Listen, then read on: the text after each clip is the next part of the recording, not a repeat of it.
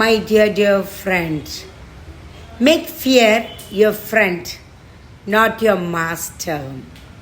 Fear can be a powerful motivator if you learn how to manage it. ஆமாம், பயத்தை ஃப்ரெண்டாக்கிக்கங்க, மாஸ்டராக வச்சுக்காதீங்க. பயத்தை எப்படி பயன்படுத்தணும்னு தெரிஞ்சுக்கினா அது நமக்கு ஒரு பவர்ஃபுல் மோட்டிவேட்டர். ஆமாம், பயம் வரணும், ஆனால் அதை நம்மளை மோட்டிவேட் பண்ணுறதா இருக்கணும். தேங்க்யூ ஸோ மச் ஃபார் வாட்சிங் this. Have a amazing and fantastic day. If you are interested and if you find that this is true, kindly share 5 of your friends.